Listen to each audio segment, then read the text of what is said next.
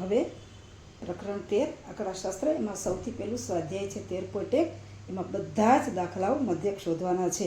અને પહેલો જ દાખલો છે એમાં અવલોકનોનું મૂલ્ય ખૂબ જ નાનું છે, એટલે આપણે પ્રત્યક્ષની રીતથી એ દાખલાનો મધ્યક શોધશું. તો જોઈએ હવે 13.1નો પહેલો દાખલો.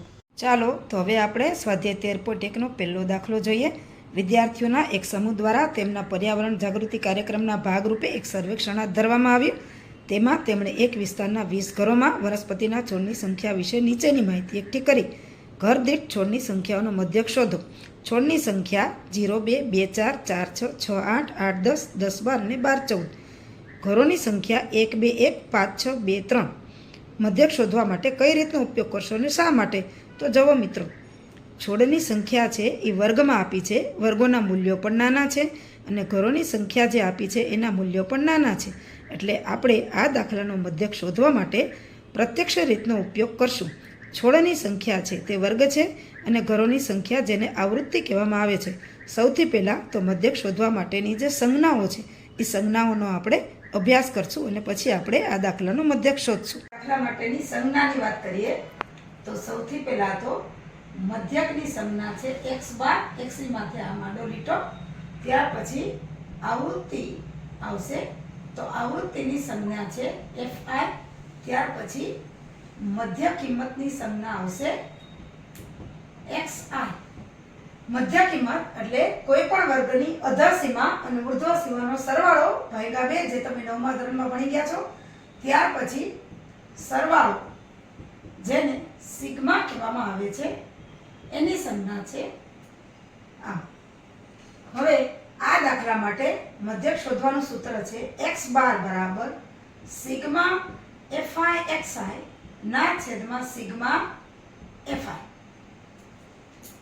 આ દાખલો આપણે પહેલો લઈએ તો એની અંદર વર્ગ આપ્યા છે, જે છોડની સંખ્યા છે 0, 2, 2, 4, 4, 6, 6, 8, 8, 10, 10, 12 અને 12, 14.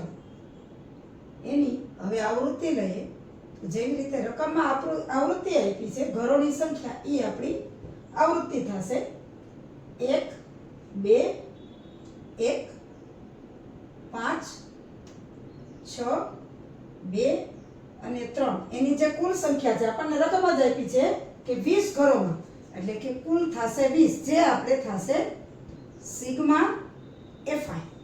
હવે મધ્ય કિંમત લઈએ xi.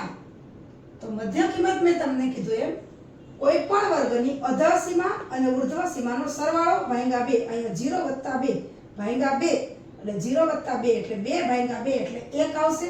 અહીંયા 4 ને 2 6 ભાગ્યા 2 એટલે 3 આવશે. હવે જુઓ આ વર્ગ કેટલો લાંબો છે, તો કે 0 ને 2 2, 2 ને 4, 4 ને 6, બબેનો ગાળો છે. તો અહીંયા પણ બબેનો ગાળો છે. દરેક વખતે સરવાળો અને ભાગાકાર કરવાની જરૂર નથી.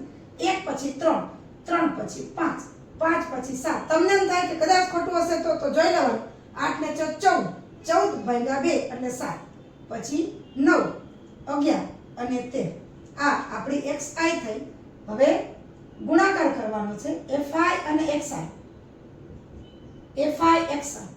fi અને xi નો ગુણાકાર 1 × 1 એટલે 1, 2 × 3 6, 1 × 5 એટલે 5, 7 × 5 એટલે 35, 9 × 6 54, 11 × 2 22 અને 13 × 3 એટલે 39. હવે આ બધાનો સરવાળો કરીએ તો 162 આવે છે. એ શું બન્યું? fi xi નો સરવાળો, એટલે કે સિગ્મા fi xi. હવે આપણે સૂત્ર પ્રમાણે દાખલો કરીએ તો x બાર બરાબર સિગ્મા fi xi ના છેદમાં સિગ્મા fi. x બાર બરાબર સિગ્મા fi xi 162 ના છેદમાં 20, એટલે x બાર બરાબર, હું એમ કહું કે 162 2 × 10 કરો તો તમને સહેલું પડશે. હવે જુઓ, હવે આ સૂત્ર હું પાછું લખું તો x બાર બરાબર 162 છેદમાં 2 × 10. 2 થી સરળતાથી ભાગ પડી જાય. 8 × 2 એટલે 16 અને 2 × 1 એટલે 1, એટલે કે 162 ભાગ્યા 2 એટલે 81. 81 ના છેદમાં 10. 10 ને મેં એટલે જુદા પડ્યા કે ભાગાકાર કરવો બહુ સહેલો પડે. છેદમાં એકડો ને એક મીંડું છે એટલે ડાબી બાજુથી એક આંકડા પછી પોઈન્ટ. જો 100 હોય તો ડાબી બાજુથી બે આંકડા પછી પોઈન્ટ. એટલે સહેલાઈથી આપણે દાખલો ગણાય એટલે આપણે 2 × 10 કર્યા. હવે 81 ડાબી બાજુથી એક આંકડા પછી પોઈન્ટ, કારણ કે છેદમાં 10 છે તો 8.1 આ દાખલાનો મધ્યક આવ્યો. એટલે મધ્યક આપણે છોડની વાત છે 8.1 છોડ. આ રીતે પ્રત્યક્ષ રીતથી આપણે આપેલા દાખલાનો મધ્યક શોધ્યો. હવે મિત્રો તમને આ મારો વિડીયો સારો લાગ્યો હોય, મારી પદ્ધતિ સારી લાગી હોય તો મારા આ વિડીયોને લાઈક કરજો, શેર કરજો અને મારી ચેનલને સબસ્ક્રાઈબ કરજો.